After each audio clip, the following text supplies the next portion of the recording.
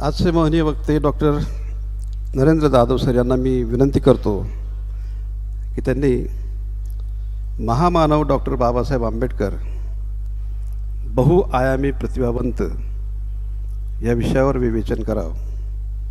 Doctor Narendra Jadhav.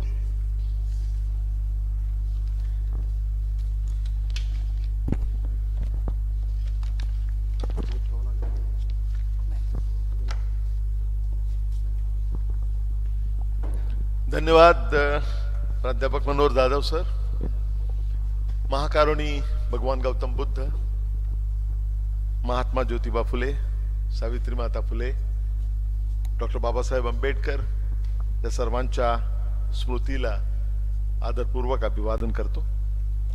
आजच्या या समारंभाचे अध्यक्ष प्रकुलगुरू डॉक्टर संजीव सोनावणे, कुलसचिव डॉक्टर प्रफुल्ल पवार, या कार्यक्रमाचे निमंत्रक आयोजक प्राध्यापक मनोहर जाधव, विशेष अतिथी, सर्व उपस्थित प्राध्यापक, विद्यार्थी, नॉन टीचिंग स्टाफ आणि माझ्या विद्यार्थी मित्रांनो, मला सावित्रीबाई फुले पुणे विद्यापीठ यायला नेहमीच आवडतं, कारण हे माझं विद्यापीठ आहे अशीच माझी भावना आहे.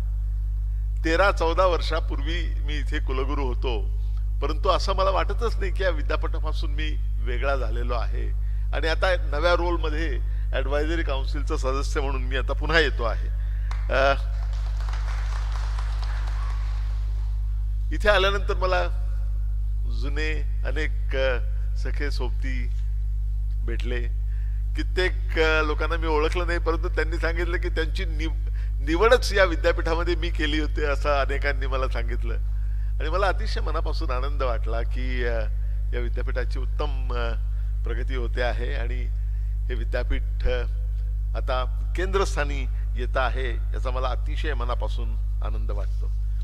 आज डॉक्टर बाबासाहेब आंबेडकरांच्या जयंतीनिमित्त महामानव डॉक्टर बाबासाहेब आंबेडकर एक बहुआयामी प्रतिभावंत या विषयावरती मी काही विचार मांडणार आहे. डॉक्टर बाबासाहेब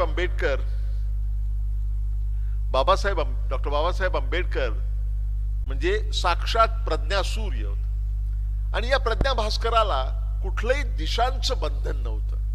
वेगवेगळ्या शास्त्रांमध्ये आणि वेगवेगळ्या विषयांमध्ये त्यांनी भराऱ्या घेतल्या. मग त्यामध्ये अर्थशास्त्र असेल, समाजशास्त्र असेल, इतिहास असेल, राज्यशास्त्र, कायदेशास्त्र, इथपासून मानववंशशास्त्र आणि तिथून पुढे कंपॅरेटिव्ह रिलिजन म्हणजे तुलनात्मक धर्मशास्त्र, अशा अनेकानेक ज्ञान शाखांमध्ये डॉक्टर आंबेडकरांनी लीलया भराऱ्या घेतल्या आणि अनेक क्षेत्रांमध्ये त्यांनी अत्यंत भरीव अशी कामगिरी केलेली आहे.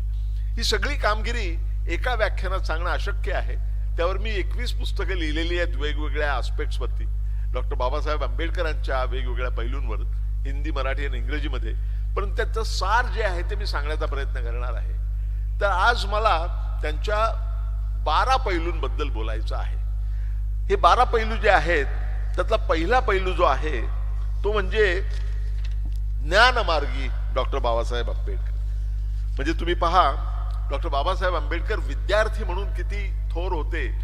त्यांचं शिक्षण आपल्याला सगळ्यांना माहिती आहे. त्यांचं सुरुवातीचं शिक्षण साताऱ्याला झालं, नंतर मुंबईच्या एल्फिस्टन कॉलेजमध्ये झालं, नंतर एल्फिस्टन कॉलेजमध्ये त्यांनी अंडरग्रॅज्युएट म्हणजे BA ची डिग्री मिळवली. महत्वाची गोष्ट म्हणजे 1913 साली ते अमेरिकेला गेले. सयाजीराव गायकवाड यांच्याकडून शिष्यवृत्ती मिळवून ते अमेरिकेला गेले आणि अमेरिकेला त्यांनी कोलंबिया विद्यापीठामध्ये MA अर्थशास्त्रामध्ये MA चा अभ्यास सुरू केला. आणि 1915 साली त्यांना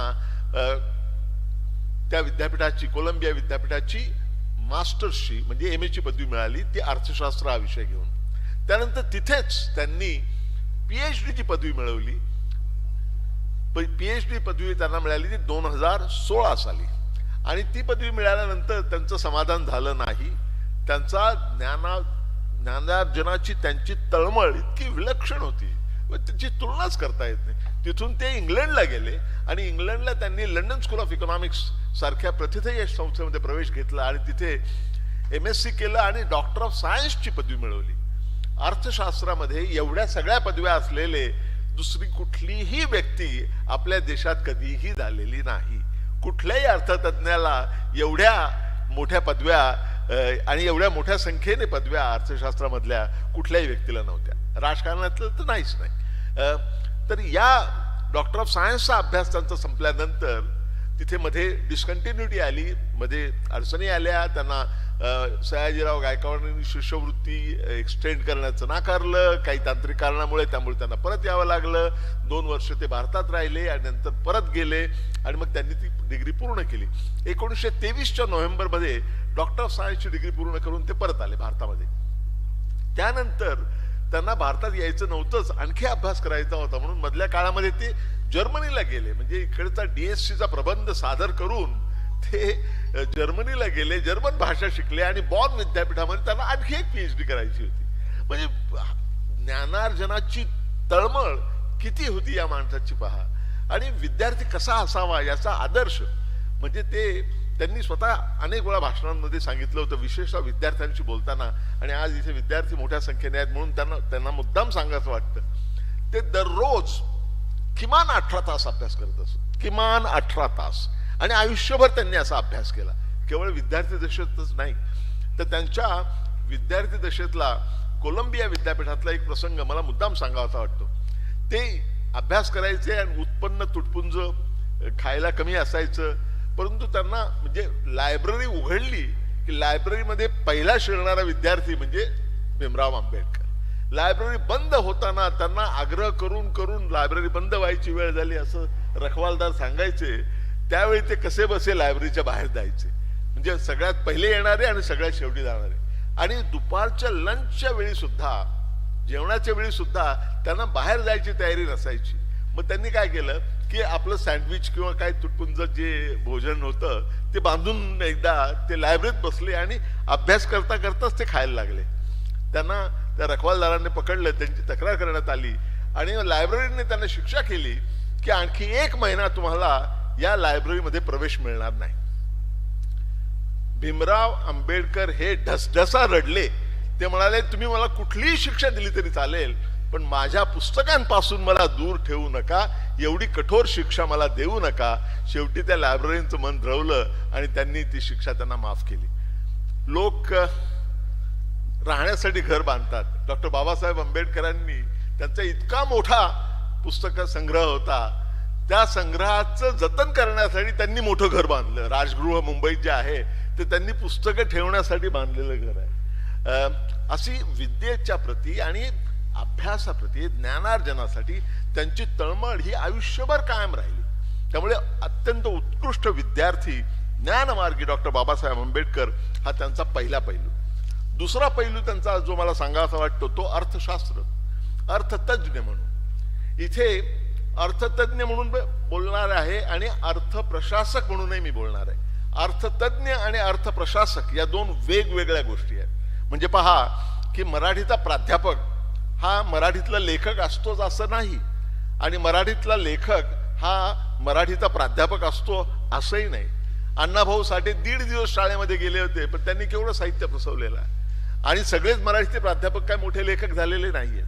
त्यामुळे अर्थतज्ञ आणि अर्थप्रशासक या 2 वेगळ्या गोष्टी आहेत. आपण पहिल्यांदा अर्थतज्ञ या संबंधाने बोलणार आहोत.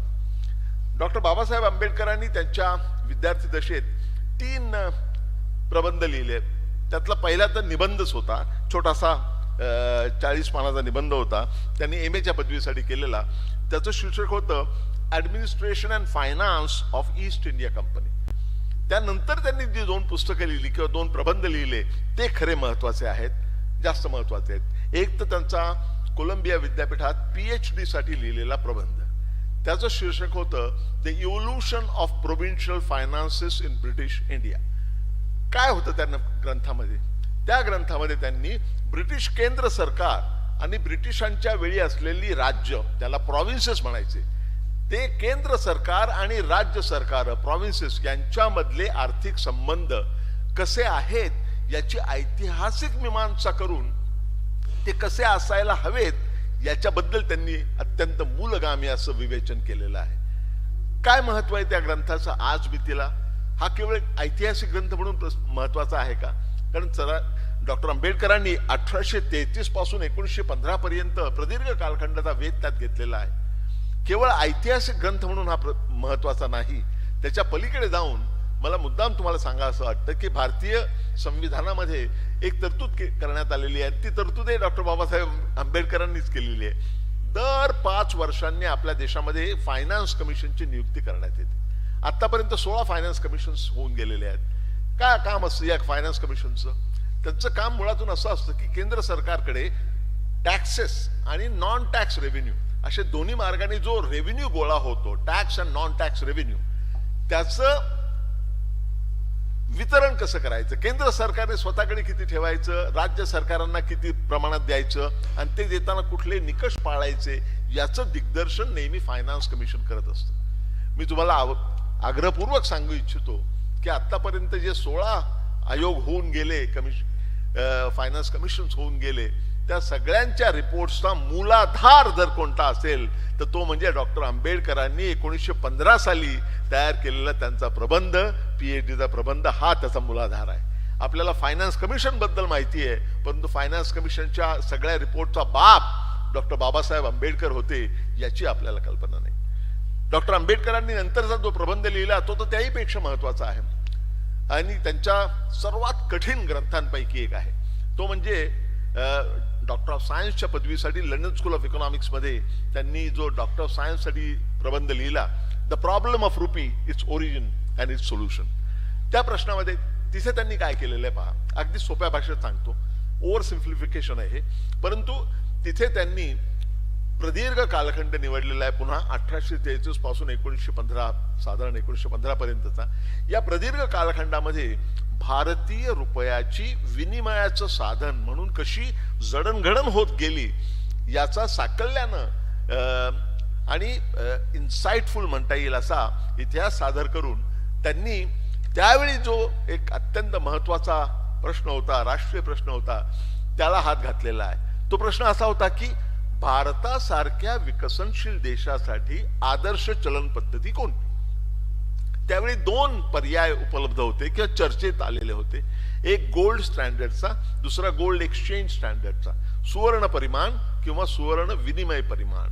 सुवर्ण परिमाणामध्ये प्रत्यक्ष सोन्याच्या नाण्याचाच वापर होतो चलन म्हणून, आणि सुवर्ण विनिमय परिमाणामध्ये कागदी चलन म्हणून वापरण्यात येतं आणि त्याला सोन्याचं पाठबळ असतं.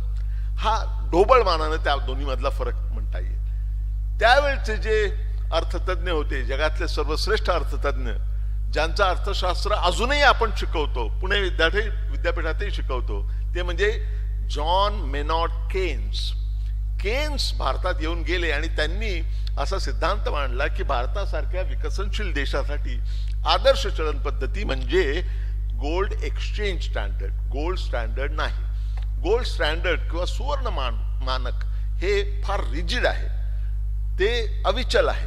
त्या मानानं गोल्ड एक्सचेंज स्टँडर्ड, सुवर्ण विनिमय परिमाण हे लवचिक आहे आणि लवचिकता ही फार महत्वाची गोष्ट आहे असं केन्सचं म्हणणं. केन्सचं म्हणणं असं होतं की गोल्ड स्टँडर्ड मध्ये देशामध्ये किती चलन निर्मिती व्हावी हे कशावर अवलंबून असतं, देशामध्ये किती सोनं आहे याच्यावर अवलंबून असतं. त्या उलट गोल्ड एक्सचेंज स्टँडर्ड मध्ये म्हणजे सुवर्ण विनिमय परिमाणामध्ये कितीही प्रमाणात चलन निर्मिती करता येते, कारण चलन निर्मितीला बंधन नसतं, त्याच्या मागे सोन्याचं बॅकिंग असलं की पुरेसं आहे. त्यामुळे ती जी लवचिकता आहे ती उद्यमशील किंवा विकसनशील देशांच्या दृष्टीनं अतिशय महत्वाची आहे. म्हणून जॉन मेनॉट केन्स यांनी त्याचा पुरस्कार केला, गोल्ड एक्सचेंज स्टँडर्डचा पुरस्कार केला. साक्षात जॉन मेनॉट केन्सने पुरस्कार केल्यानंतर सगळ्या लहान मोठ्या भारतातल्या अर्थतज्ञांनी त्यांची बाजू उचलून धरली. त्याला एक अपवाद होता, डॉक्टर बाबासाहेब आंबेडकर, तरुण तडफदार डॉक्टर आंबेडकर. त्यांनी म्हटलं की केन्स म्हणतात ते बरोबर आहे की गोल्ड एक्सचेंज स्टँडर्ड मध्ये फ्लेक्झिबिलिटी आहे, परंतु फ्लेक्झिबिलिटी, लवचिकता हे दुधारी अस्त्र आहे. ते जसं चांगलं आहे तसं ते वाईटही असू शकतं. ते चांगलं यासाठी असू शकतं, केन्स म्हणतो तसा, की सरकारवर कुठलीही अनाठाई बंधनं येत नाही चलन निर्मितीवरती. त्याच्या उलट बाजू, त्याची उलट बाजू अशी आहे की जर गोल्ड एक्सचेंज स्टँडर्ड असेल तर सरकारवर काही बंधन राहत नाही चलन निर्मितीचं. त्यामुळे सरकार मोठ्या प्रमाणावर चलन निर्मिती करू शकतं, अनिर्बंध चलन निर्मिती करू शकतं आणि त्यातून चलन वाढ होऊ शकते, त्यातून भाव वाढ होऊ शकते आणि भाववाढ मोठ्या प्रमाणावर झाली तर गरिबांचं कंबरडं मोडू शकतं. आणि म्हणून डॉक्टर बाबासाहेब आंबेडकरांनी गोल्ड एक्सचेंज स्टँडर्डच्या ऐवजी मॉडिफाईड गोल्ड स्टँडर्डचा त्याचा पुरस्कार केला. हा त्यावेळेचा वाद होता. त्यानंतरही त्या पुस्तकाबद्दल खूप चर्चा आहे. 1926 साली बाबासाहेब आंबेडकर नोव्हेंबर 1923 भारतात परत आले. 1926 साली ब्रिटिश केंद्र सरकारने एक कमिशन पाठवलं भारतामध्ये, हिल्टन यंग कमिशन. काय होतं काम कमिशनचं काम असं होतं की भारतासाठी एक मध्यवर्ती बँक, ज्याला आपण रिझर्व्ह बँक म्हणतो, ती मध्यवर्ती बँक तयार करायची. तर त्याचं स्वरूप कसं असावं याचा अभ्यास करण्यासाठी हे हिल्टन यंग कमिशन भारतात पाठवण्यात आलं होतं. डॉक्टर बाबासाहेब आंबेडकर नुकतेच भारतात परत आले होते आणि सामाजिक कार्याला त्यांनी सुरुवात केली होती. ते परत आल्यानंतर त्यावेळीच कमिशन आलं. ते कमिशन आल्याबरोबर डॉक्टर बाबासाहेब आंबेडकरांनी त्या कमिशनच्या पुढे जाऊन साक्षी पुरावे दिले आणि त्यांना निवेदनं सादर केली आणि ती निवेदनं अतिशय महत्वाची होती असं मला वाटतं. त्यात एक मुद्दा त्यांनी जो मांडला होता तो असा होता की ही जी मध्यवर्ती बँक तुम्ही तयार करणार, या मध्यवर्ती बँकेला ही मध्यवर्ती बँक केंद्र सरकारला कितपत पतपुरवठा करणार याच्यावर नियंत्रण असलं पाहिजे. कारण ते नियंत्रण नसलं तर त्याचा अर्थव्यवस्थेवर फार वाईट परिणाम होऊ शकतो. हे डॉक्टर आंबेडकरांनी 1926 साली म्हटलं होतं आणि ते कळायला आपल्याला 70 वर्ष जावी लागली. डॉक्टर आंबेडकरांचं ते म्हणणं कोणीही गांभीर्यानं घेतलं नाही. त्यांची ती साक्ष आहे, ती अतिशय महत्वाची साक्ष आहे. बरेच लोक म्हणतात की त्यांनी रिझर्व्ह बँकेची स्थापना केली, ते खरं म्हणजे चूक आहे. माझ्या लेखनातूनच काही लोकांचा तसा समज झालेला आहे. अनेकांनी साक्षी पुरावे दिले, त्यापैकी महत्वाची साक्ष बाबासाहेब आंबेडकरांची होती. त्यानंतर 8 वर्षानंतर 1935 साली 1 एप्रिल 1935 साली प्रत्यक्षात रिझर्व्ह बँकेची स्थापना झाली. पण तिथला सगळ्यात महत्वाचा मुद्दा त्यांच्या साक्षीतला होता तो म्हणजे केंद्र सरकारला मध्यवर्ती बँक किती प्रमाणात कर्ज देईल त्याच्यावरती बंधन असलं पाहिजे. ते बंधन ठेवण्यात आलं नव्हतं. पुढे अनेक वर्षानंतर 1993 साली रिझर्व्ह बँकेचे त्यावेळेचे डेप्युटी गव्हर्नर सी रंगराजन, आणि मी त्यावेळी सेक्रेटरी होतो, रिझर्व्ह बँकेच्या मध्यवर्ती मंडळाचा सचिव होतो. रिझर्व्ह बँकेचे डेप्युटी गव्हर्नर सी रंगराजन, मोठे अर्थतज्ञ, नंतर ते गव्हर्नर झाले, ते आणि डॉक्टर मॉन्टेकसिंग अहलुवालिया यांच्यामध्ये करार करण्यात आला. म्हणजे आरबीआय आणि मिनिस्ट्री ऑफ फायनान्स मध्ये करार करण्यात आला. आरबीआय आणि वित्त मंत्रालय यांच्यामध्ये करार करण्यात आला की यानंतर केंद्र सरकारला कितपत क्रेडिट रिझर्व्ह बँक देणार याच्यावरती आपण बंधन आणूया आणि ते बंधन आणण्यात आलं. म्हणजे बाबासाहेब आंबेडकरांनी 1927 साली जे सांगितलं होतं ते वास्तवात यायला किंवा आपल्याला समजायला आणि ते प्रत्यक्षात यायला 1993 साल उजाडावं लागलं. आणि ते उजाडल्यानंतर सुद्धा कोणीही त्याचं श्रेय डॉक्टर आंबेडकरांना दिलं नाही. हे आपल्या देशाचं दुर्दैव आहे. तर डॉक्टर आंबेडकर हे फार मोठे अर्थतज्ञ होते. किंबहुना मी स्वतः अर्थतज्ञ म्हणून जबाबदारीने असं विधान करीन की आपल्या देशामध्ये 2 अर्थतज्ञ होऊन गेलेले आहेत जे नोबेल पारितोषिक विजेते आहेत, अमर्त्य सेन असतील किंवा अभिजित बॅनर्जी असतील. परंतु भारतात आज मितीला आतापर्यंत झालेल्या अर्थतज्ञांमध्ये सर्वश्रेष्ठ अर्थतज्ञ जर कोण असतील तर ते म्हणजे डॉक्टर बाबासाहेब आंबेडकर. याच्याबद्दल माझ्या मनात काहीही संदेह नाही आणि हे मी स्वतः अर्थतज्ञ म्हणून जबाबदारीने हे विधान करतो आहे. पुढचा पैलू जो आहे तो अर्थप्रशासकाचा पैलू. अर्थप्रशासकाचा हा जो पैलू आहे तो म्हणजे अर्थप्रशासकाचा हा जो पैलू आहे, तिसरा पैलू, तो म्हणजे बाबासाहेब तुम्ही पहा की महात्मा गांधींनी ज्यावेळी चले जावची चळवळ सुरुवात केली 1942 साली, जुलै 1942 साली, क्विट इंडिया मुवमेंट, त्यावेळी ब्रिटिश सरकारने एक चाल खेळली. त्यांनी काय केलं की काही भारतीयांनाच मंत्रिमंडळामध्ये सामील करून घेतलं. पहिल्यांदाच 12 लोकांचं मंत्रिमंडळ होतं. त्याला ते मंत्रिमंडळ म्हणत नव्हते, त्याला ते म्हणत होते व्हॉइस रॉयस एक्झिक्युटिव्ह काउन्सिल. त्या काउन्सिलमध्ये 6 ब्रिटिश लोक होते आणि 6 भारतीय लोक. त्याच्यामध्ये एक होते डॉक्टर बाबासाहेब आंबेडकर. म्हणजे पहा की देश स्वातंत्र्य प्राप्तीसाठी संघर्ष करत असताना डॉक्टर आंबेडकर हे ब्रिटिशांना सामील झाले आणि त्याच्यावरती त्यांच्यावर खूप टीकाही झालेली आहे. पण त्यांनी ब्रिटिशांच्या मंत्रिमंडळात जाऊन काय काम केलं ते पाहणं आवश्यक आहे. डॉक्टर बाबासाहेबांच्याकडे खाती दिली होती. पहिलं खातं म्हणजे कामगार कल्याण खातं, कामगारांचं खातं, लेबर, त्यांना लेबर मेंबर असंच म्हणत असत, लेबर मेंबर. त्याच्याच बरोबर त्यांच्याकडे इन्फ्रास्ट्रक्चर, सेंट्रल PWD, जलनिर्मिती किंवा वॉटर मॅनेजमेंटचं जे खातं होतं ते, नंतर मिनरल्सचं खातं होतं ते. म्हणजे आज मी त्याला 10-11 मिनिस्ट्रीजना जे वाटप झालेलं आहे, एनर्जी, इलेक्ट्रिसिटी, एनर्जी, हे सगळी खाती त्यांच्याकडे होती.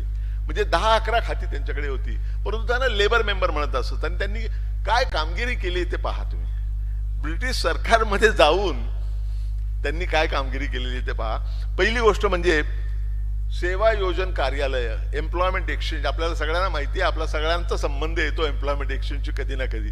एम्प्लॉयमेंट एक्सचेंजची भारतात सुरुवात केली ती डॉक्टर आंबेडकरांनी ब्रिटिश सरकारचे मंत्री म्हणून केलेली आहे. दुसरी गोष्ट, इंडस्ट्रियल वर्करचे, कर्मचाऱ्यांचे कामाचे तास जे दिवसाला 12 तास होते ते 8 तास करण्याचं काम त्यांनी केलेलं आहे. तिसरी गोष्ट तुम्ही पहा की कर्मचाऱ्यांना घर बांधून देणे, कर्मचाऱ्यांच्या आरोग्याची काळजी घेणं, आणि विशेष म्हणजे प्रसूतीपूर्व रजा, महिला कर्मचाऱ्यांना बाळंतपणासाठी प्रसूतीपूर्व रजा द्यायचं काम सुद्धा हे डॉक्टर आंबेडकरांनी केलेलं आहे. म्हणजे कामगार कल्याणाचे जे जे कायदे नंतर झालेले आहेत त्या सगळ्या कायद्यांचा पाया डॉक्टर आंबेडकरांनी ब्रिटिश सरकारमध्ये जाऊन रचलेला आहे. हे फार मोलाचं आहे पहा.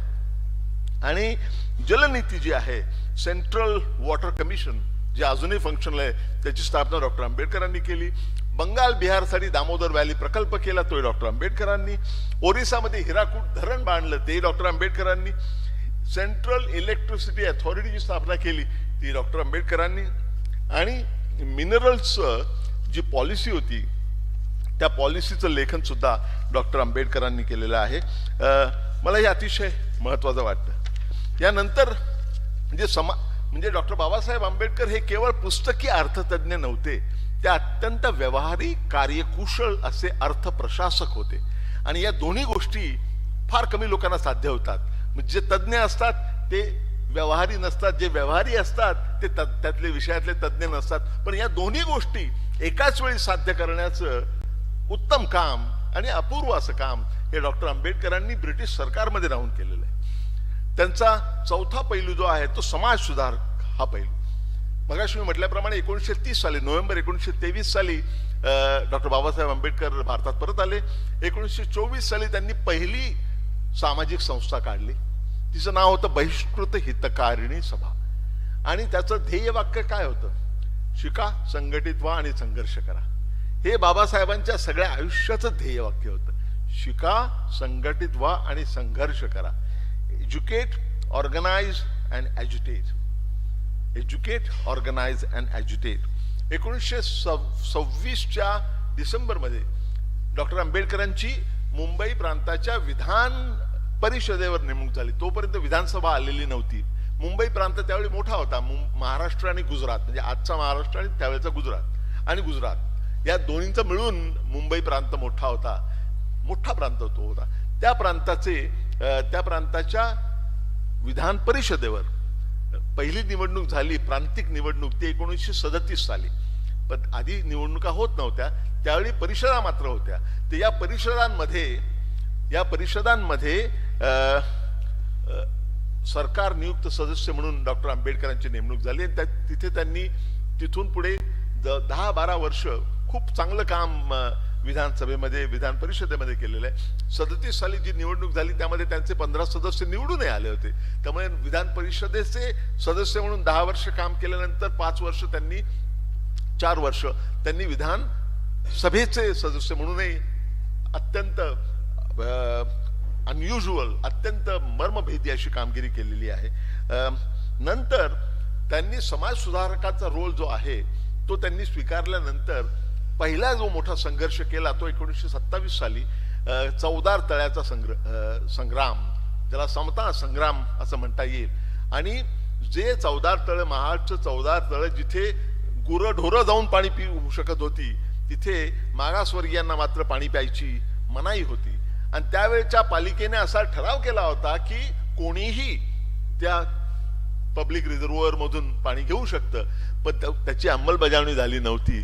ती अंमलबजावणी करण्याचं काम डॉक्टर आंबेडकरांनी केलं आणि अख्ख्या महाराष्ट्रातून पहिली त्यांची चळवळ तिथे सुरू झालेली आहे. त्यांनी अख्ख्या महाराष्ट्रातून लोकांना बोलवलं आणि खूप मोठ्या संख्येने फाटके तुटके कपडे घातलेले, घुंगडी घातलेले आणि हातात काठी घेतलेले लोक तिथे जमा झाले आणि त्यांनी समारंभपूर्वक त्या चौदार तळ्यावर जाऊन बाबासाहेबांच्या नेतृत्वाखाली तिथे पाणी पिऊन आपला संघर्ष सुरू केला, समतेचा संघर्ष सुरू केला.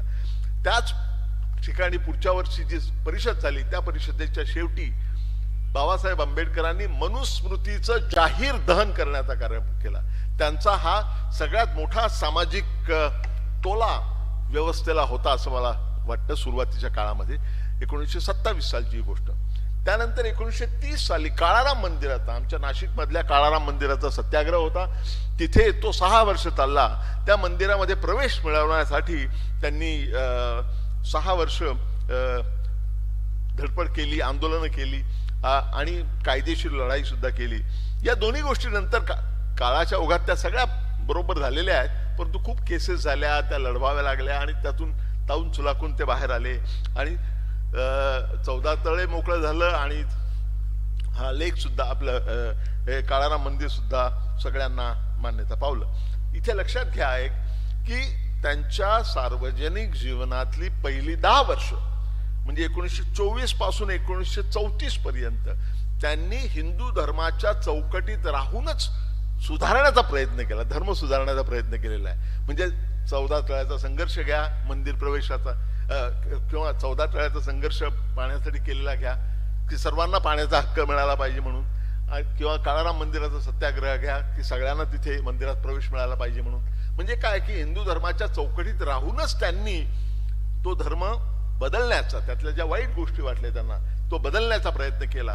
परंतु शेवटी त्यांना नैराश्य आलं आणि 1935 साली नाशिक जिल्ह्यामध्ये येवला या ठिकाणी त्यांनी घोषणा केली की आता हे बस झालं, हिंदू धर्माच्या चौकटीत राहून तो बदलण्याचे प्रयत्न आपले बस झाले. हा धर्म, त्यांचे उद्गार आहेत, माझे नाहीत, हा धर्म हा अपरिवर्तनीय आहे. तुम्ही डोकं फोडून घेतलं तरी हा धर्म बदलणार नाही. याच्यावर डोकं आपटून घेतलं तर तुमचं डोकं फुटेल, पण हा धर्म बदलणार नाही. त्यामुळे आपण हा धर्मच बदलून टाकला पाहिजे. आणि त्यावेळी त्यांनी घोषणा केली की मी हिंदू म्हणून जन्माला आलो, हिंदू अस्पृश्य म्हणून जन्माला आलो असलो तरी हिंदू म्हणून मरणार नाही.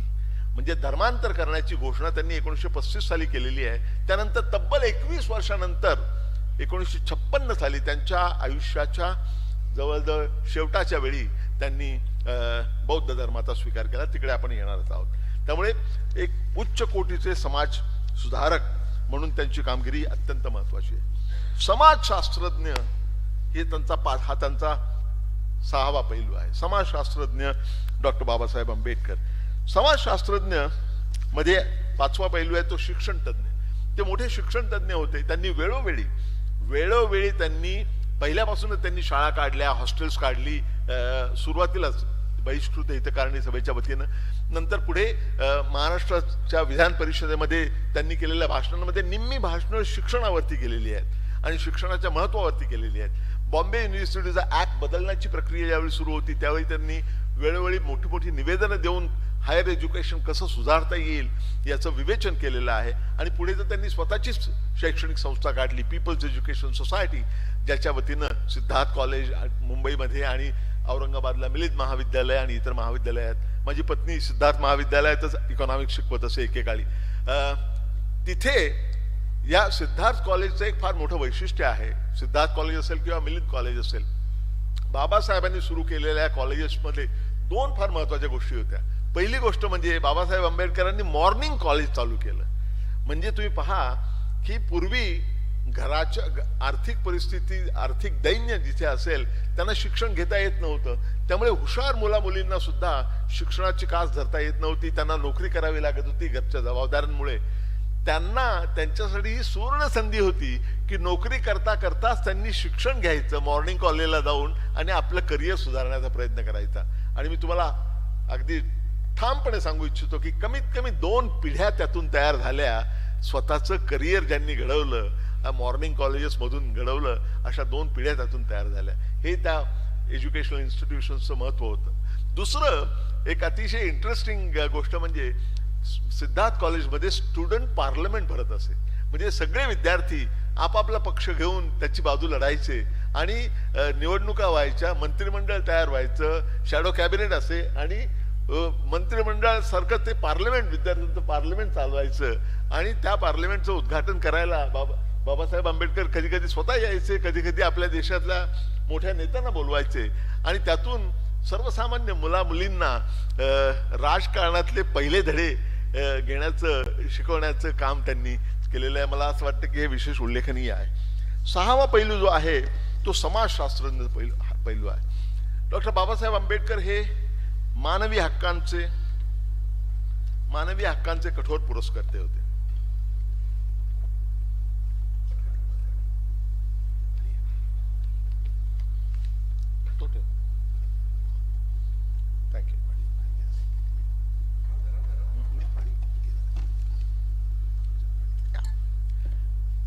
डॉक्टर बाबासाहेब आंबेडकर हे मानवी हक्काचे फार मोठे पुरस्कर्ते होते. त्यांनी एकदा काय झालं, 1936 सालची गोष्ट, लाहोर त्यावेळी भारताचाच भाग होता. लाहोरला जात पात तोडक मंडळ नावाची एक संस्था होती. त्या संस्थेने त्यांना आमंत्रण दिलं की आमच्या अधिवेशनामध्ये प्रमुख पाहुणे म्हणून तुम्ही या. आणि अधिवेशनाचं थीम होतं जाती प्रथा निर्मूलन. आणि डॉक्टर बाबासाहेब आंबेडकरांनी मोठा आपलं भाषण तयार केलं आणि मधल्या काळामध्ये त्या नियोजकांचे फोन आले त्यांना किंवा पत्र आली की तुम्ही तुमचं भाषण जे आहे ना ते जरा आम्हाला पाठवून द्या, म्हणजे आम्ही त्याच्या प्रती काढून अधिवेशनामध्ये आपण वितरित करू शकू. बाबासाहेबांनी आपलं पाठवून दिलं त्यांना. ते वाचल्यानंतर ते गडबडूनच गेले. जातपात तोडक मंडळ हे चांगलं काम करत होतं, पण थोडंसं इकडे कर टिंकरिंग ज्याला म्हणतात तसं काम करत होते.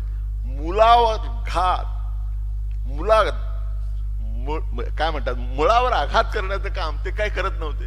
आणि डॉक्टर आंबेडकरांनी तर त्यांच्या भाषणात लिहिलं होतं, जर जाती व्यवस्था तुम्हाला दूर करायची असेल या देशातून, तर या देशातले जे धर्मग्रंथ आहेत त्यांना सुरुंग लावला पाहिजे. You have to put explosive to all the religious books. आता हे त्यांना पचणं फार कठीण होतं. त्यांनी पत्र लिहिलं बाबासाहेबांना, बाबासाहेब तुमचं भाषण फार उत्तम आहे, पण काय हा पॅराग्राफ ना तुम्ही डिलीट करा आणि हे या ओळी आहेत ना या जरा बदला. बाबासाहेबांनी सांगितलं मी त्याचा एक शब्द बदलणार नाही, पाहिजे तर घ्या नाही तर सोडून द्या, एक शब्द मी बदलणार नाही त्याचा. ही कॉन्फरन्स कॅन्सल झाली तरी चालेल. शेवटी ती कॉन्फरन्स कॅन्सल करण्यात आली आणि मग बाबासाहेब इतके लोकशाहीवादी की त्यांनी ते पुस्तक म्हणून प्रसिद्ध केलं, जे त्यांचं बहुधा सर्वोत्कृष्ट पुस्तक आहे, अनाहिलेशन ऑफ कास्ट. त्याच्यात त्यांनी जात पात तोडक मंडळाबरोबर जो वाद झाला होता त्याचे सगळे कागदपत्र सादर केले आणि आपलं लिहिलेलं परंतु डिलिव्हर न केलेलं ते भाषण, असं तो ग्रंथ 110 पानाचा ग्रंथ आहे. Fantastic, one of the finest books by doctor Ambedkar. तो त्यांनी तिथे प्रसिद्ध केला. तो प्रसिद्ध केल्यानंतर ताबडतोब त्याच्यावरती जहाल प्रतिक्रिया उमटली. सगळ्यात जहाल प्रतिक्रिया उमटली कोणाची असेल? महात्मा गांधींची. महात्मा गांधींनी 2 लेख लिहिले यंग इंडियामध्ये, त्यावेळेचं त्यांचं जे मुखपत्र होतं त्यामध्ये, आणि कठोर टीका केली बाबासाहेबांच्या या ग्रंथावरती. त्याचं उत्तर बाबासाहेबांनी लिहिलं. आणि बाबासाहेब इतके लोकशाहीवादी की आधीचं पुस्तक म्हणजे जातपात तोडक मंडळाशी झालेल्या वादविवाद, त्यांची पत्र, त्यांचं भाषण डिलिव्हर न केलेलं, महात्मा गांधींनी उपस्थित केलेले 2 लेखातले लेख तसे रिप्रोड्यूस केले आणि त्यावर त्यांनी दिलेलं उत्तर, असं सगळं एकत्र करून त्यांनी पुढची एडिशन काढली. त्याच्यामधला एक मुद्दा मला मुद्दाम सांगायचा वाटतो जो अनेकांना खरा वाटत नाही. तुम्हाला आश्चर्य वाटेल की महात्मा गांधींनी चातुर्वर्ण्याचं पूर्णपणे समर्थन केलं होतं. ते म्हणाले की यात गैर काय आहे? ब्राह्मण, क्षत्रिय, वैश्य, शूद्र ही जी विभागणी आहे this is a division of labour, ही श्रमांची विभागणी आहे. म्हणजे प्रत्येकाने आपापल्या कृतीप्रमाणे काम करावं, हे समाजाच्या स्थैर्यासाठी, सोशल स्टेबिलिटीसाठी आवश्यकच आहे. याच्यात गैर काय आहे?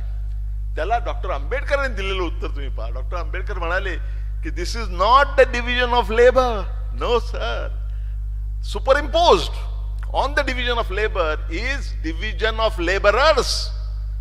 म्हणजे एखाद्या उच्च वर्णीयाचा मुलगा किती भिकार असला, किती मवाली असला, तरी त्याचा पौरोहित्याचा अधिकार कोणी काढून घेत नव्हतं.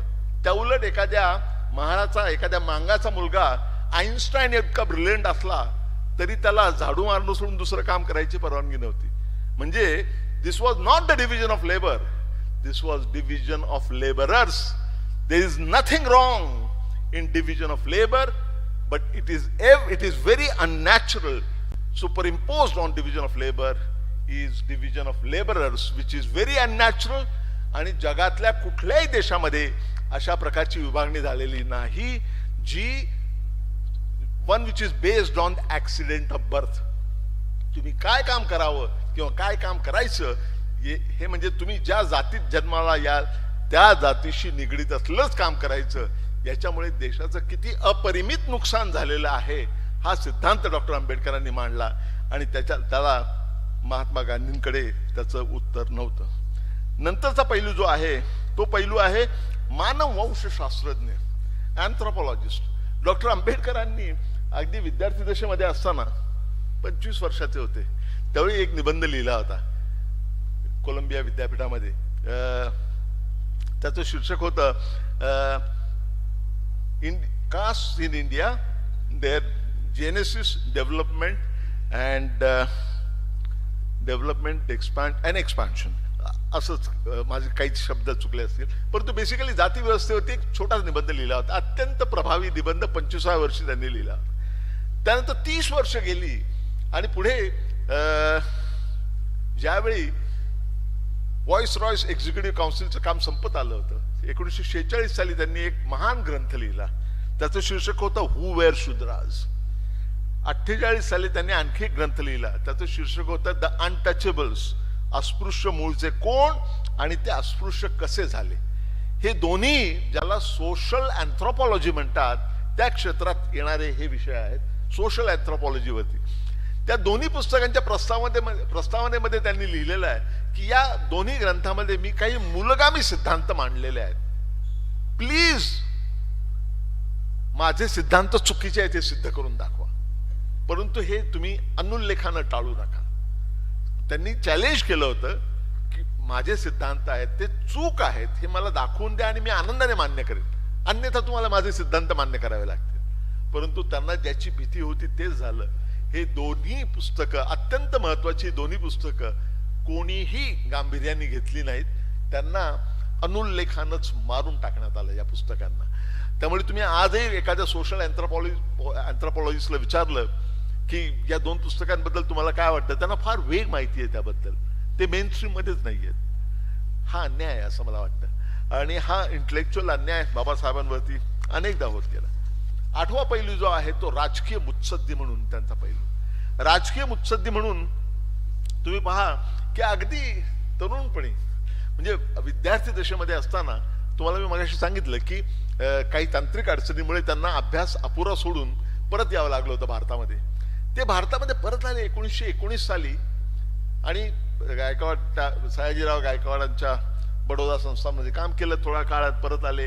नंतर 2 वर्षानंतर परत गेले ते आणि उरलेलं शिक्षण पूर्ण केलं. मगाशी मी तुम्हाला सांगितलं. ते ज्यावेळी परत आले होते तांत्रिक कारणाचं, योगायोग कसा असतो पहा. त्यानंतर केवळ 1 आठवड्यामध्ये ते मुंबईला येऊन पोहोचले आणि 1 आठवड्यामध्ये एक कमिशन आलं भारतामध्ये. ते होतं साऊथ बोरो कमिटी. मतदानाचा अधिकार कोणाला असावा हे ठरवण्यासाठी कमिटी, साऊथ बोरो कमिटीची योजना केली होती. ती कमिटी भारतात आली होती 1 आठवड्यात. म्हणजे बाबासाहेब आंबेडकर येऊन पोहोचले, भीमराव आंबेडकर येऊन पोहोचले आणि 1 आठवड्यामध्ये हे झालं. बाबासाहेब आंबेडकरांनी लगेच जाऊन त्यांच्यापुढे साक्ष दिली. काय त्यांचं निवेदन पहा तुम्ही. 1919 सालची गोष्ट आपण करतो आहोत. मतदानाचा अधिकार कोणाला असावा हे सांगताना त्यांनी सांगितलं, त्यावेळी मतदानाचा अधिकार तुम्हाला आश्चर्य वाटेल, कोणाला होता माहितीये का? फक्त 3% लोकांना होता. ज्यांच्याकडे उत्पन्न आहे, ज्यांच्याकडे शेती आहे आणि ज्यांच्याकडे शिक्षण आहे, अशा 3% लोकांना मतदानाचा अधिकार होता त्यापूर्वी. तर ते जरा वायडन करायचं असा हेतू ब्रिटिश सरकारचा होता की थोडंसं विस्तारीकरण त्याचं करावं. डॉक्टर आंबेडकरांनी पहिल्यांदा सांगितलं की प्रत्येक माणसाला 18 वर्षावरच्या प्रत्येक व्यक्तीला मतदानाचा अधिकार मिळाला पाहिजे. मी युनिव्हर्सल फ्रँचायझ जे आहे त्याचं आग्रह डॉक्टर आंबेडकरांनी 1919 साली धरलेला आहे. ही किती काळाच्या पुढचे आहेत तुम्ही पहा. अमेरिकेमध्ये स्त्रियांना मतदानाचा अधिकार कधी मिळालेला आहे? 1920 साली. आणि 1919 साली भारतासारख्या पारतंत्र्यात असलेल्या देशामध्ये एक तरुण येऊन सांगतो की इथल्या प्रत्येक माणसाला मतदानाचा अधिकार मिळाला पाहिजे. म्हणजे जगाच्या किती पुढे असलेला हा माणूस होता, ही व्यक्ती होती. हे त्याचं निदर्शक आहे असं मला वाटतं. त्यांनी सगळ्या कमिशन्स पुढे, सायमन कमिशन असो, इतर कमिशन, सगळ्यात पुढे आपली बाजू मांडलेली. त्यातली सगळ्यात कहर म्हणजे राऊंड टेबल कॉन्फरन्स. 3 गोलमेज परिषदा झाल्या. त्या 3 गोलमेज परिषदांपैकी पहिल्या गोलमेज परिषदेवर काँग्रेस पक्षाने आणि महात्मा गांधींनी बहिष्कार टाकला होता वेगळ्या कारणास्तव. पण त्याला तिथे जायला यांची निवड झाली, डॉक्टर आंबेडकरांची आणि श्रीनिवास नावाच्या दुसऱ्या एका दलित नेत्याची. हे दोघं तिकडे गेले आणि डॉक्टर आंबेडकरांना कळलं की ही आपल्यासाठी सुवर्ण संधी आहे. आणि मग त्यांनी त्या संधीचं सोनं केले. अप्रतिम भाषणं केली. काँग्रेसचे कोणी नव्हतेच, महात्मा गांधी वगैरे कोणी नव्हतेच, त्यामुळे यांना एकदम मोकळी बाजू मिळाली आणि त्यांनी दणदणीत भाषणं केली. त्याला खूप प्रसिद्धी मिळाली. ते महात्मा गांधींच्या कानावर पडलं. मग महात्मा गांधींनी त्यांना बोलवून घेतलं. हा प्रसंग फार बोलका आहे बरं का. त्यांनी बोलवून घेतलं आणि महात्माजींच्या त्यावेळच्या स्टाईलप्रमाणे त्यांनी त्या अर्ध्या वापरलेल्या पोस्टकार्डवरती लिहून कळवलं त्यांच्या क्रिटिक ॲक्शनामध्ये की मला भेटायचं आहे तुम्हाला, तर तुम्ही सांगा मी तुम्हाला भेटायला येऊ की तुम्ही मला भेटायला येता. बाबासाहेबांपेक्षा ते 22 वर्षांनी मोठे होते, त्यामुळे बाबासाहेब म्हणाले मी येतो. आणि मग त्यांची भेट ठरली. 1930 सालची ही गोष्ट. पहिला राऊंड टेबल कॉन्फरन्स संपलेली आहे. दुसऱ्या राऊंड टेबल कॉन्फरन्सला जायचं आहे आणि दुसऱ्या राऊंड टेबलवरचा बहिष्कार काढून घेतलेला आहे. म्हणजे महात्मा गांधी तयार झाले होते. त्या मधल्या संधिकालामध्ये ही भेट झाली मुंबईला मणी भवन जे आहे लॅबर्नम रोडवरती तिथे. तर तिथे ज्यावेळी बाबासाहेब गेले आपल्या सहकाऱ्यांसह, तर बाबासाहेबांना अर्धा तास बाहेरच बसून ठेवलं त्यांनी. महात्मा गांधी फार कामात आहेत, त्यांना सांगण्यात आलं. काय कामात होते ते स्वीडिश पत्रकारांना, विशेषतः महिलांना सूतकताई कसं करायचं हे समजावून सांगत होते. म्हणजे काय फार राष्ट्रीय महत्वाचं काम चाललं होतं अशातलं नाही, पण cool him down, let him weight.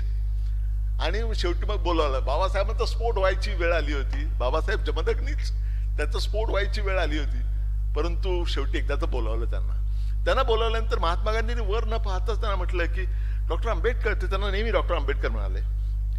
Doctor Ambedkar, I am told that you have been writing against me, you have been speaking against me. I want you to know that I have been working for untouchability from the time where you were not even born. म्हणजे तुमच्या जन्माच्या आधीपासून अस्पृश्यता निवारणासाठी मी काम करतो आहे, त्यामुळे माझ्यावर तुम्ही काय टीका करता. त्याच्यावरती बाबासाहेबांनी उत्तर दिलं की all old people take refuge under their age when they have no point to make. सगळे म्हातारे लोक ज्यावेळी त्यांच्याकडे मुद्दा नसतो त्यावेळी वयाचा मुद्दा उपस्थित करतात. गांधीजी चमकले. त्यांना असं उत्तर अपेक्षित नव्हतं, राष्ट्रीय नेते वगैरे वगैरे. मग त्यांनी आपलं स्टान्स बदलला आणि ते म्हणाले की बघा, आत्ता अलीकडेच मी जवाहरलाल नेहरूंना सांगितलं की अस्पृश्यता निवारणासाठी आपल्याला 20 लाख रुपये खर्च करायचे. 20 लाख रुपये खूप रक्कम होती की एवढे आपल्याला खर्च करायचे. बाबासाहेबांनी सांगितलं बापूजी याची काहीच गरज नाही, पैसे तुमचे सगळे वाया जाणार आहेत, याची काहीच गरज नाही एवढे पैसे खर्च करण्याची. त्यापेक्षा तुम्ही 2 गोष्टी करा की काँग्रेसची मेंबरशिप घ्यायला जे लोक येतात ना त्याला 4 आणा मेंबर म्हणायचे, म्हणजे जनरल मेंबर. त्या मेंबरकडनं लिहून घ्यायचं की माझ्या खासगी आयुष्यात मी अस्पृश्यता पालन करणार नाही. आणि दुसरी विनंती, काँग्रेसच्या प्रत्येक नेत्याने आपल्या घरामध्ये एक दलित मुलगा किंवा मुलगी यांना घरात कामाला ठेवायचं. एकही पैसा तुम्हाला खर्च करायची गरज नाही, परंतु यातून जे सामाजिक अभिसरण होणार आहे त्यातून आपोआपच जातीयता दूर होऊ शकेल. परंतु हे मूलगामी उपाय महात्मा गांधींना मान्य नव्हते, त्यांना दिखाऊ उपायच हवे होते. त्यावेळी त्यांचा वाद वाढत गेला त्या दिवशी. आणि तो प्रसंग असा आहे की तिथून बाहेर पडताना डॉक्टर आंबेडकर महात्मा गांधी जे म्हणाले ते केवळ आंबेडकरच म्हणू शकत होते. ते असं म्हणाले, ते त्यांना त्यानंतर कधीही महात्मा म्हणाले नाहीत. मोहनदास करमचंद गांधी महात्मा कधीच म्हणाले नाहीत. ते म्हणाले mahatmas like you are like fleeting phantoms, they raise the dust but not the level of people. म्हणजे ते धुळवड उडवू शकतात परंतु लोकांची पातळी उंचावत नाहीत महात्मे. आणि असं बोलून ते he stormed out of that room. हे केवळ डॉक्टर आंबेडकरच करू शकले असते. त्यानंतर 1-2 महिन्याने ते शिप बोटीने सगळे गेले आणि लंडनला त्यांची आमने सामने भेट झाली. त्यावेळी त्यांच्यामध्ये जो वाद झालेला आहे तो प्रत्यक्षातच वाचण्यासारखा आहे. म्हणजे तुम्हाला खरं वाटणार नाही की बाबासाहेब आंबेडकर त्यांना काय बोलले आणि महात्मा गांधी आंबेडकरांना काय बोलले. It's unbelievable. म्हणजे आपल्याला म्हणजे भांडले रस्त्यावरच्या लोकांसारखे. आणि त्यावेळी असं ठरलं शेवटी.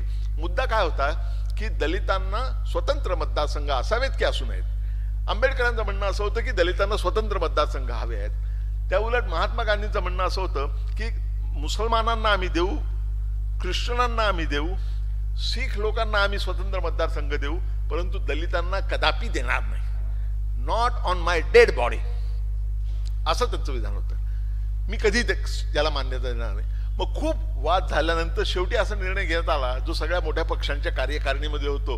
अंतिम निर्णय घेण्याचा अधिकार अध्यक्ष महाराजांना देण्यात आला. अध्यक्ष महाराज म्हणजे पंतप्रधान, इंग्लंडचे पंतप्रधान. त्यांना तो अंतिम अधिकार देण्यात आला. महात्मा गांधींची खात्री होती की आपल्या विरुद्ध कोण जाणार, सरकार तर आपल्यालाच पाठिंबा देणार, ब्रिटिश सरकार. आणि त्यांचे संबंधी तसेच होते. ते म्हणाले की काय आर्ग्युमेंट करतील ते करू दे, पण मला शेवटी माझ्या बाजूने निर्णय लागणार. 6 महिन्यानंतर निर्णय लागला. त्यावेळी महात्मा गांधी इथे पुण्यामध्ये या तुरुंगात होते, येरवाडा तुरुंगात होते. येरवाडा तुरुंगात असताना तो निकाल आला ज्याला कम्युनल अवॉर्ड म्हणतात. तो निकाल असा होता की 100% निकाल हा आंबेडकरांच्या बाजूने लागला. 100% आंबेडकरांच्या बाजूने. त्याच्यावर महात्मा गांधींची प्रतिक्रिया काय होती? त्यांनी आमरण उपोषण जाहीर केलं की आंबेडकरांनी आपली मागणीच मागे घ्यावी. म्हणजे आता सर्वसामान्य माणसं असं केलं तर त्याला ते इमोशनल ब्लॅकमेल वगैरे म्हणतील, पण महात्मांनी असं केलं तर त्याला काय उत्तरच नाही. म्हणजे कोर्टामध्ये तुम्ही केस हरलात तर जे जिंकले आहेत ना त्यांनी आपली केस मागे घ्यायची. अरे असं कधी झालंय का? पण तसं झालं या देशामध्ये. आणि देशभरामध्ये आंबेडकरांच्या विरुद्ध वादळ उठलं की महात्मा गांधींचा जीव घ्यायला हे निघालेले आहेत, हे ट्रेटर आहेत, हे देशाचे विरोधक आहेत वगैरे वगैरे. आणि खूप टीका झाली त्यांच्यावरती. आणि मग खूप लोकांनी ते सामोपचाराने मिटवण्याचा प्रयत्न केला. त्या मिटवणाऱ्यांमध्ये एक फार महत्वाची व्यक्ती होती पुणे विद्यापीठाशी संबंधित, ते म्हणजे बॅरिस्टर जयकर. त्यांनी सगळ्यांनी मिळून ते बराच दोन्हीकडे जाऊन खूप मनधरणी करून शेवटी ॲग्रीमेंट अचीव केलं. आणि मग त्यांच्यामध्ये करार झाला. महात्मा गांधी आणि डॉक्टर आंबेडकर यांच्यामध्ये करार झाला 1932 साली इथे येरवडा तुरुंगात. मृत्यूशय्येवरती होते गांधीजी. 6 दिवस त्यांनी उपोषण केलं होतं. तो करार झाला. तो करार होण्यापूर्वी महात्मा गांधींनी सांगितले की मला यांना बोलवा, रवींद्रनाथ टागोरांना बोलवा. रवींद्रनाथ टागोर त्यावेळी कलकत्त्याला त्यांच्यापेक्षा 8 वर्षांनी मोठे महात्मा गांधींपेक्षा. महात्मा गांधी 64 वर्षाचे, रवींद्रनाथ टागोर 72 वर्षांचे. त्या काळात साधनं नव्हती उपलब्ध, तरी ते आले इथे येरवाड्याला रवींद्रनाथ टागोर. आणि मग महात्मा गांधींनी त्यांना सांगितलं माझं आवडतं तुमचं ते अमुक धमुक भजन आहे ते मला गाऊन दाखवा.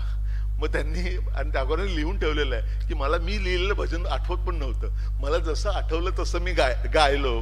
आणि मग त्यानंतर ते एका लहान मुलीने ऑरेंज ज्यूस, मला वाटतं ती सुरुवात तिथेच झाली असावी, लहान मुलीने ऑरेंज ज्यूस आणून दिला. आणि ती मुलगी कोण होती माहितीये का? ती मुलगी होती प्रियदर्शनी इंदिरा गांधी. म्हणजे तुम्ही कल्पना करा किती मोठे लोक त्यावेळी एकत्र आले होते. आणि तिथे जयकरांनी फार मोठा रोल प्ले केलेला आहे.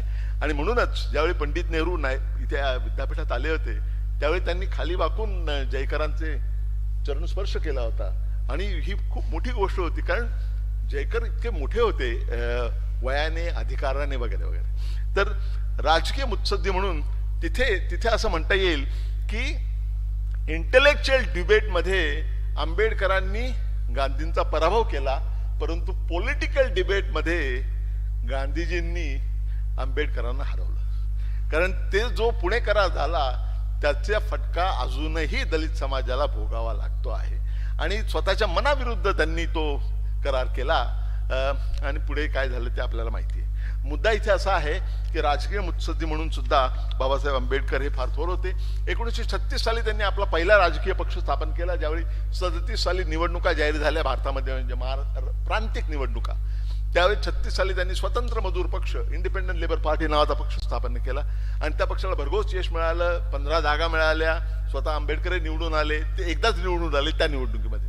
त्यानंतर त्यांनी 1942 साली शेड्यूल कास्ट फेडरेशन हा दुसरा पक्ष स्थापन केला, थोडा व्यापक पायावरती. दुर्दैवानं त्याला काहीही पाठिंबा मिळाला नाही. एकही जागा महाराष्ट्रात मुंबई प्रांतात निवडून आली नाही. स्वतः बाबासाहेबही निवडून आले नाही. 42 सालची गोष्ट. त्यानंतर काय झालं की ज्यावेळी ते विधानसभेमध्ये होते, विधान परिषदेमध्ये होते, त्यावेळी त्यांनी फार मोठी मोठी कामगिरी केलेली आहे. तिथे जाता जाता मला एक फार वेगळी गोष्ट सांगायची आहे. 1940च्या मार्चमध्ये, 1940 सालच्या मार्च महिन्यामध्ये मुस्लिम लीगने पहिल्यांदा पाकिस्तानची मागणी केली. त्यानंतर 6 महिन्यामध्ये, 9 महिन्यामध्ये म्हणा, डिसेंबरमध्ये, म्हणजे पुस्तक तयार करा, प्रिंट व्हायला 2 महिने लागतात असं गृहीत धरलं तर 7 महिन्यामध्ये डॉक्टर आंबेडकरांनी पाकिस्तानवरती पुस्तक लिहिलं 1940 साली. आणि दोन्ही बाजू मांडल्या होत्या, फाळणीच्या बाजूने आणि फाळणीच्या विरुद्ध. दोन्ही बाजू मांडल्या होत्या, हिंदूंची आणि मुसलमानांची. स्वतः त्यांनी बाजू घेतली नव्हती. नंतर पुढे प्रत्यक्ष फाळणीच्या वेळी त्यांनी ते पुस्तक रिवाईज केलं आणि त्याला थॉट्स ऑन पाकिस्तान असं नाव दिलं. आणि ते पुस्तक जे होतं, तुम्हाला आश्चर्य वाटेल, महात्मा गांधी आणि बॅरिस्टर मोहम्मद अली जिना या दोघांच्याही मते पाकिस्तानच्या इश्यूवरचं निर्णायक पुस्तक काय असेल, point of reference, that was thoughts on Pakistan, written by doctor Babasaheb Ambedkar. म्हणजे किती प्रतिभा या माणसाची होती, तुम्हाला त्यावरनं दिसून येऊ शकेल. नंतर त्यांनी कॉन्स्टिट्युएंट असेंब्लीची ज्यावेळी निवड करायचं ठरलं, त्यावेळी बाबासाहेबांना माहिती होतं की आपल्याला काय घेणार नाहीत ते कॉन्स्टिट्युएंट असेंब्लीमध्ये, कारण शेड्यूल कास्ट फेडरेशनचा धुवा उडाला होता निवडणुकीमध्ये, त्यामुळे त्यांना मिळणारच नव्हतं. मग त्यांनी काय सुरुवात केली की कॉन्स्टिट्युएंट असेंब्लीची गरजच नाही अशी मांडणी करायला सुरुवात केली. नंतर त्यांनी म्हटलं की ठीक आहे, आता तुम्ही करतच आहात ना, मला घेणारच नाही आहे ना, मग मीच कॉन्स्टिट्यूशन लिहून टाकतो. त्यांनी स्वतःची कॉन्स्टिट्यूशन लिहिली, that is non as states and minorities. हे त्यांचं पुस्तक म्हणजे त्यांनी लिहिलेली कॉन्स्टिट्यूशन आहे. परंतु पुढे गडबड झाली. ते आश्चर्यकारकरित्या, आणि कोणालाही कळलं नेमकं असं झालं, बंगालमधून निवडून आले. ते मुंबई प्रांतातून निवडून येणे शक्यच नव्हतं. बंगालमधून ते निवडून आले. बंगालमधून निवडून आले आणि कॉन्स्टिट्युएंट असेंब्लीमध्ये बसायला लागले. पहिल्याच दिवशी पंडित जवाहरलाल नेहरूंनी कॉन्स्टिट्यूशनची उद्दिष्ट काय याच्यावरती अप्रतिम भाषण केलं. त्याच्यावरती चर्चा चालू होती. आंबेडकर खरं म्हणजे एकच पार्टीचं रिप्रेझेंटेशन करत होते. सगळे मोठ्या मोठ्या पार्टीचे खूप मोठ्या संख्येचे लोक होते.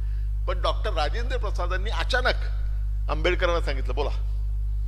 आंबेडकरांना कळलं की ही आपली अपॉर्च्युनिटी आहे. आंबेडकरांना संधी बरोबर कळत असते.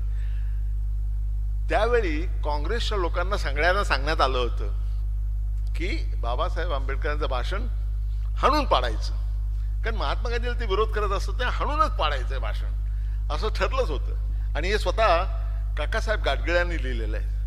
म्हणजे काकासाहेब गाडगीळ हे सुद्धा पुणे विद्यापीठाचे कुलगुरू होते, 3रे कुलगुरू मला वाटतं. काकासाहेब गाडगीळ गव्हर्नर होते पंजाबचे, ते सोडून कुलगुरू म्हणून इथे आले होते. काकासाहेब गाडगिळांनी आपल्या आठवणीमध्ये लिहून ठेवलेलं आहे की आम्ही सगळे तयारीत होतो की हे भाषण हाणून पाडायचं, पण आम्ही इतके वाहवत गेलो की आम्हाला कळायच्या आधीच आम्ही बाकं वाजवून त्या भाषणाचं स्वागत करत होतो सगळेजण. तर डॉक्टर आंबेडकरांनी फार क्लेवरली, त्यांनी काय झालं की बॅरिस्टर जयकरांनी अशी बाजू मांडली. टेक्निकली ती खरं म्हणजे बरोबर होती, पण स्ट्रॅटेजिकली चुकीची होती. त्यांनी अशी बाजू मांडली की मुस्लिम लीगने बहिष्कार घातला होता. तर त्यांनी अशी बाजू मांडली की मुस्लिम लीगला असल्याशिवाय, सभागृहात असल्याशिवाय आपण पुढे जाता कामा नये कॉन्स्टिट्यूशनसाठी, कारण हे आपल्याला भारी पडणार आहे. त्यामुळे मुस्लिम लीगला बरोबर घेऊन आपण जाणं आवश्यक आहे. त्यामुळे जोपर्यंत मुस्लिम लीग येत नाही तोपर्यंत आपण याचं कामकाज स्थगित ठेवायचं अशी सूचना मांडली. ती काँग्रेसच्या नेत्यांना अजिबात आवडली नाही. मग बाबासाहेबांची वेळ आली, बाबासाहेब बोलायला उठले. त्यांनी ती संधी ओळखली आणि ते म्हणाले की ते खरं म्हणजे ना, बॅरिस्टर जयकर म्हणाले तेच बोलले, परंतु फार वेगळ्या शब्दामध्ये. ते म्हणाले आपण सगळ्यांनी, आपण वेगवेगळ्या भांडकुदळ कॅम्पमध्ये आहोत, वॉरिंग कॅम्प्स, पण अशी वेळ आहे भारताच्या इतिहासामध्ये, अशी निर्वाणीची वेळ आलेली आहे की आपल्याला सगळ्यांना हातात हात घालून पुढे जायचं आहे आणि आपल्याला सगळ्यांना घेऊन बरोबर घेऊनच पुढे जायचं आहे वगैरे वगैरे. आणि ते म्हणजे मुद्दा तोच होता, परंतु त्यांनी तो अत्यंत प्रभावी भाषेमध्ये मांडला. त्यांनी एकत्र भारताचं समर्थन केलं, अखंड भारताचं समर्थन केलं, फाळणीला विरोध केला आणि सगळ्यांना बरोबर घेऊन जायचं आवाहन केलं. त्याचा इतका चांगला परिणाम झाला महात्मा गांधीवर, जवाहरलाल नेहरूंवर, की त्यांनी इमॅजिन त्यांनी त्याच वेळी फाळणी झाली आणि ज्या सीटवरून बाबासाहेब आंबेडकर निवडले गेले होते ती बंगालमधली सीट ईस्ट पाकिस्तानमध्ये गेली, म्हणजे त्यांना सीटच उरली नाही. अशा वेळी त्यांनी सरकारने म्हणजे त्यावेळच्या सगळ्या नेत्यांनी जयकरांना राजीनामा द्यायला लावलं आणि त्या जागेवरती आंबेडकरांना निवडून आणलं. काँग्रेसच्या भरघोस पाठिंब्यावर दुसऱ्यांदा ते निवडून आले आणि मग तिथून जयकर जे निघाले ते इकडे आले आणि त्यावेळी पुणे विद्यापीठाची स्थापना झाली, त्याचे ते पहिले कुलगुरू झाले. हा इतिहास आहे. म्हणजे आपलं कसं पुणे विद्यापीठ कसं निगडीत आहे या सगळ्या याच्याशी तुमच्या लक्षात येईल. तर डॉक्टर बाबासाहेब आंबेडकरांची ज्यावेळी कायदा मंत्री म्हणून नियुक्ती झाली, इथे मला एक गोष्ट जरूर सांगितली पाहिजे की लोक त्याबद्दल बोलताना, आंबेडकर गांधीजी दोघांबद्दल बोलताना नेहमी एकतर आंबेडकरांची बाजू घेतात, नाही तर गांधीजींची बाजू घेतात आणि एक बाजू घेणारे एक्स्ट्रीम पोझिशनचा टेकन. पण तुम्ही लक्षात ठेवा की अशा टोकाच्या भूमिकांना काय अर्थ नसतो. या दोन टोकांच्या भूमिकेमध्ये अनेक स्तर असतात. ब्लॅक अँड व्हाईट मध्ये तुम्हाला पाहता येत नाही. उदाहरणार्थ, अनेकांना आवडणार नाही मी हे बोलतो ते, परंतु डॉक्टर आंबेडकरांना मंत्रिमंडळामध्ये स्थान कोणी दिलं? ते महात्मा गांधींनी दिलेलं आहे. डॉक्टर आंबेडकरांना कायदे समितीवरती कोणी घेतलं? ते महात्मा गांधींनी घेतलेलं आहे. त्यांना समितीचे अध्यक्ष कोणी केलं? ते महात्मा गांधींनी केलेलं आहे. म्हणजे पहा की किती व्यक्तिगत विरोध असला तरी सुद्धा ज्यावेळी देशाचं काम असतं त्यावेळी आपण एकत्र येऊन देशाला पुढे जाण्याचं काम केलं पाहिजे, नेण्याचं काम केलं पाहिजे, या भावनेतून सगळे एकत्र आले होते. हे फार महत्वाचं आहे. म्हणजे जे महात्मा गांधींना दूषण देतात त्यांनी ही गोष्ट लक्षात ठेवली पाहिजे की डॉक्टर आंबेडकरांना जी संधी दिली ती महात्मा गांधींनी दिली होती. एक प्रसंग तर मला असा आठवतो, सांगण्यात आलेला आहे की ज्यावेळी महात्मा गांधी हे खरं म्हणजे पहिले काय म्हणता येईल त्याला रिमोट कंट्रोल महाराष्ट्रातले नव्हते, ते महात्मा गांधी होते. प्रत्येक निर्णय त्यांच्या सांगण्याशिवाय होत नसे. तर ज्यावेळी या नियुक्तीसाठी गेले कोणाला घ्यायचं समितीवरती, घटना समितीवरती, तर त्यावेळी महात्मा गांधींना यांनी नावं दिली. त्यांनी ब्रिटिश माणूस निवडला होता, जवाहरलाल नेहरू यांनी ब्रिटिश एक्सपर्ट निवडला होता. तर नावही मी कुठेतरी लिहून ठेवलेलं आहे. महात्मा गांधी ने म्हटले, आपको हमारे देश में कोई ऐसा व्यक्ति नजर नहीं आता है जो संविधान का काम कर सके? डॉक्टर अंबेडकर के बारे में आपका क्या ख्याल है? झक मारून, मान मोडून, म्हणजे मनाविरुद्ध जाऊन त्यांना आंबेडकरांचं नाव अप्रूव्ह करावं लागलं. हा इतिहास आहे. त्यामुळे टोकाची भूमिका घेण्यापूर्वी कृपा करून या गोष्टी सुद्धा तुम्ही लक्षात घेणं आवश्यक आहे. कायदा मंत्री बाबासाहेब झाले, पहिले कायदा मंत्री आपल्या देशाचे. खरं म्हणजे बाबासाहेबांना वित्त मंत्री व्हायचं होतं, खरं म्हणजे बाबासाहेबांना नियोजन मंत्री व्हायचं होतं, पण त्यांना ते काय देण्यात आलं नाही. ते दुःख त्यांच्या मनात होतं. ते पंडित नेहरूंमुळे देण्यात आलं नाही. तुम्ही पहा की ज्यावेळी त्यांना कायदे मंत्री करण्यात आलं त्यावेळी हिंदू कोड बिल हा विषय फार मोठ्या प्रमाणात पुढे आला. हिंदू कोड बिलच्या नावावर जाऊ नका. बेसिकली जे सगळे कायदे आहेत ते सगळ्या कायद्यांचं सुसूत्रीकरण करून सर्व हिंदू लोकांसाठी एक कायदा करायचा आणि युनिफॉर्म सिव्हिल कोडच्या दिशेने ते एक मोठं पाऊल ठरेल असा विश्वास होता. आणि बाबासाहेब आंबेडकरांच्या हातात ते आल्यानंतर त्यांनी खूप जोरदार त्याच्यावर काम करायला सुरुवात केली आणि Nehru was so impressed. Pandit नेहरूंनी त्यावेळी जाहीरपणे सांगितलं होतं की हे महिलांना स्वातंत्र्य देणारं फार मोठा सामाजिक प्रस्ताव हा आहे, सामाजिक बिल. हे जे बिल आहे ते क्रांतिकारक आहे. स्त्री आणि पुरुष यांना समान हक्क देणारं हे क्रांतिकारी बिल आहे आणि आमचं सरकार पडलं तरी चालेल पण आम्ही याला ठामपणे याच्या पाठीशी उभे राहू. नंतर काय झालं पहा तुम्ही. काँग्रेस पक्षामधले प्रतिगामी आणि विरुद्ध पक्षातले प्रतिगामी हे सगळे एकत्र आले आणि त्यांनी याला विरोध करायला सुरुवात केली. आणि त्यांचे नायक कोण? त्यांचे नायक होते स्वतः राष्ट्रपती डॉक्टर राजेंद्र प्रसाद. डॉक्टर राजेंद्र प्रसाद यांनी पंडित नेहरूंना पत्र लिहिलं होतं की हे बिल जर माझ्याकडे सहीला आलं तर मी याच्यावर सही करणार नाही. त्यांचं असं म्हणणं होतं की भारतीय कुटुंब संस्था नष्ट होईल. म्हणजे स्त्री आणि पुरुष यांना समान हक्क दिले, स्त्रियांना जातीप्रमाणे इंटरकास्ट मॅरेज करायची परवानगी दिली तर सगळी कुटुंब व्यवस्था ढासळून पडेल असा या सगळ्यांचा समज होता. आणि म्हणून त्यांना विरोध केला. आंबेडकरांना बोलवून घेतलं पंडितजींनी आणि सांगितलं की doctor Ambedkar, we cannot get everything through in this session, so what will do is 50% will get through this time, आणि उरलेलं 50% आपण जे पहिलं पार्लमेंट येईल 52 साली, ही 51 सालची गोष्ट, 52 साली पहिलं पार्लमेंट येणार होतं, पहिली जनरल इलेक्शन झाली आणि पहिलं पार्लमेंट येणार होतं, तर अर्धा आपण त्यांच्यावर सोपूया. डॉक्टर आंबेडकरांनी एक संस्कृत वचन सांगितलं की सर्वनाशे समुत्पन्ने अर्ध्यम त्यजति पंडितः. म्हणजे ज्यावेळी सगळंच नष्ट होणार असतं त्यावेळी समजदार माणूस असतो तो 50%वर समाधान मानतो. म्हणून ते तयार झाले. 15 दिवसांनी त्यांना परत बोलवण्यात आलं आणि सांगितलं, सॉरी डॉक्टर आंबेडकर, आपण काहीच करू शकत नाही. डॉक्टर आंबेडकरांनी तात्काळ आपला राजीनामा लिहून दिला आणि मंत्रिपदाचा त्याग केला.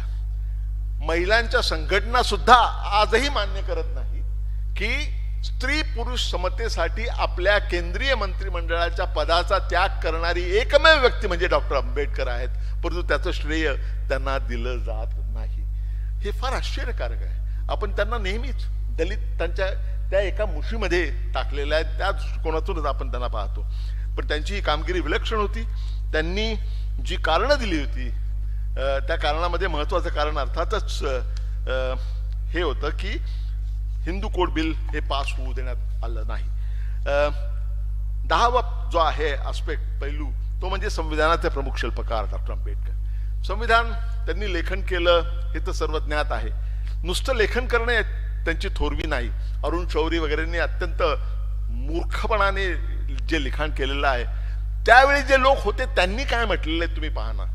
त्यावेळी जे कॉन्स्टिट्यूंट असेंब्लीचे अध्यक्ष होते ते डॉक्टर राजेंद्र प्रसाद यांनी असं म्हटलेलं आहे की या खुर्चीत बसून मी गेले 3 वर्ष काम पाहतो आहे आणि माझी पूर्णपणे खात्री पटलेली आहे की डॉक्टर आंबेडकरांनी जे काम केलं ते दुसरा कोणीही व्यक्ती करू शकली नसती. हे खुद्द अध्यक्षांनी म्हटलेलं आहे. त्या समितीचे सदस्य जे होते सी सुब्रमण्यम स्वामी, त्यांनी असं म्हटलं होतं की 6 मेंबर जे होते त्यापैकी 1 जण वारले, त्यांना रिप्लेस केलं नाही, 1 जण नेहमी परदेशी होते, 1 जण नेहमीच आजारी असत. त्यामुळे झालं काय की सगळे ते लिखाणाची जबाबदारी सुद्धा डॉक्टर आंबेडकरांवर येऊन पडली होती आणि ती त्यांनी लिहिलंही अपेलली. त्यामुळे कॉन्स्टिट्यूशन लिहिणं हा एक भाग, त्याहीपेक्षा महत्वाचा भाग म्हणजे ती कॉन्स्टिट्यूशन पायलट करण्याचा आहे. पायलट करायची म्हणजे काय करायचं तर प्रत्यक्ष चर्चेमध्ये तुम्ही कल्पना करा, जवळजवळ 290-295 आपल्या देशातलं क्रीम म्हणता येईल, इंटेलेक्च्युअल क्रीम, असे सगळे लोक एकत्र आलेले आहेत आणि ते भारताच्या भवितव्याची चर्चा करतात. आणि ते जे खंड आहेत ना, कॉन्स्टिट्यूएंट असेंब्ली डिबेट्स, प्रत्येक विद्यार्थ्यांनी वाचले पाहिजेत. अगदी भारताच्या सगळ्या विजनचं सगळं सार त्याच्यामध्ये आहे. तर ही चर्चा घडत असताना प्रत्येक तरतुदीवरती चांगली बाजू आणि वाईट बाजू हे डॉक्टर आंबेडकर मांडायचे आणि सगळ्यांच्या सांगण्यामध्ये समन्वय घडवून आणायचं, कन्सेन्सस बिल्डिंगचं काम जे दुसरं कोणी करू शकलं नसतं ते डॉक्टर आंबेडकरांनी केलेलं आहे.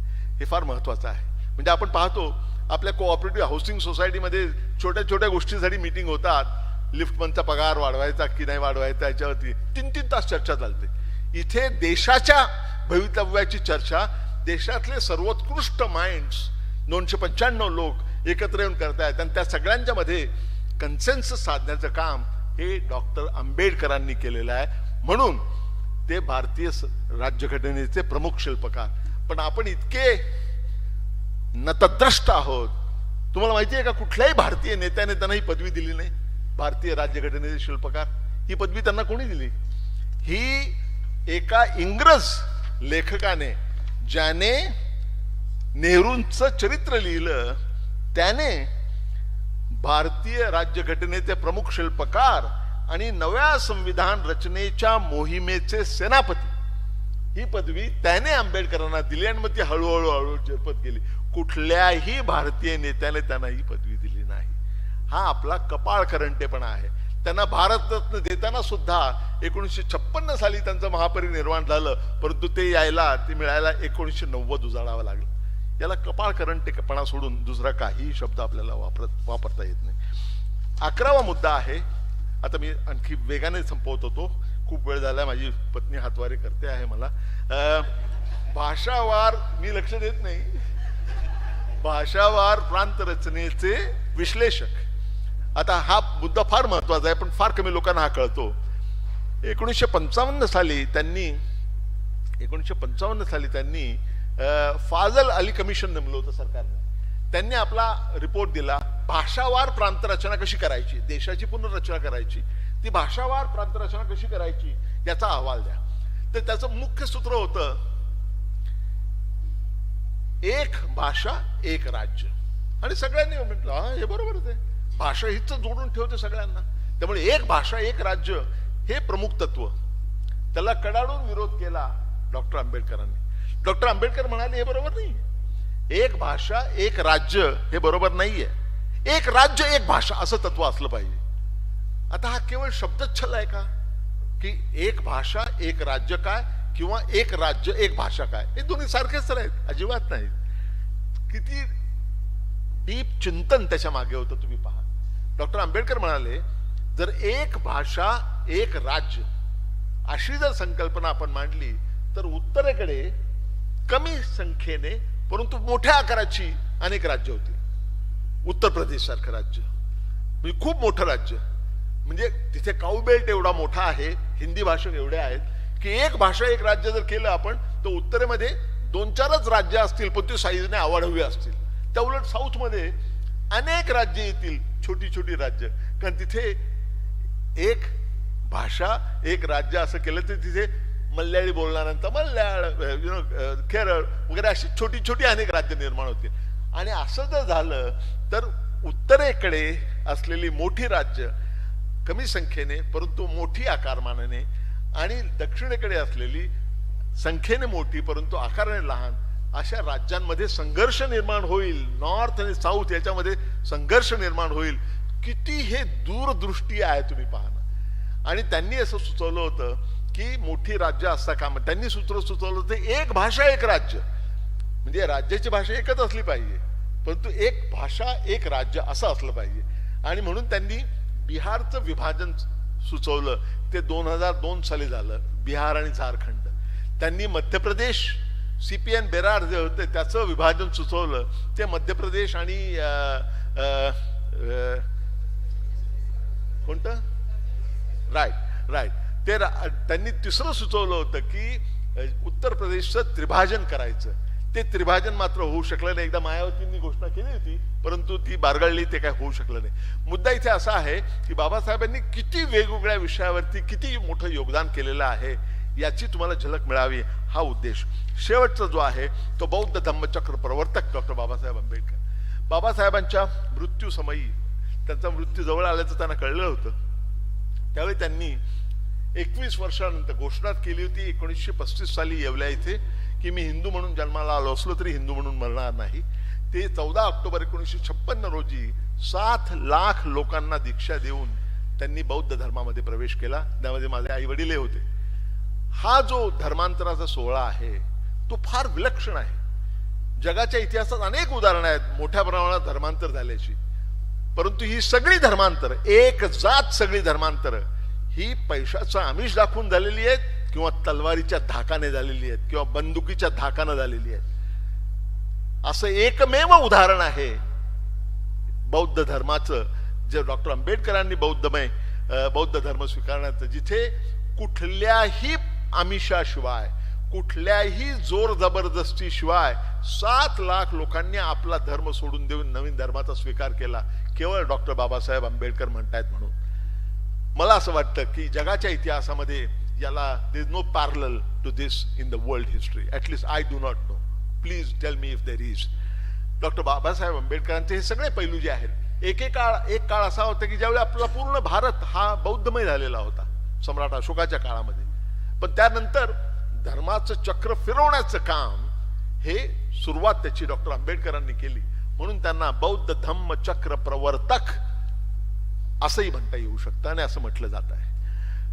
हे जे 12 पैलू मी जे सांगितले, आणखी अनेक पैलू आहेत. पत्रकारिता हा एक पैलू आहे, आणखी बरेच पैलू आहेत. या माणसाच्या, या व्यक्तीच्या व्यक्तिमत्वामध्ये अनेक गोष्टी आहेत. परंतु मी आज मुद्दाम तुम्हाला हे पैलू सांगण्याचा प्रयत्न यासाठी केलेला आहे की याच्यापैकी प्रत्येक पैलूवरती एक एक तास बोलता येईल, परंतु याचा अभ्यास करण्याची प्रेरणा तुम्हाला मिळावी आणि ती डॉक्टर बाबासाहेब आंबेडकरांच्या जयंतीच्या या मंगल दिनी तुम्हाला तशी स्फूर्ती मिळावी, हा त्याचा उद्देश आहे.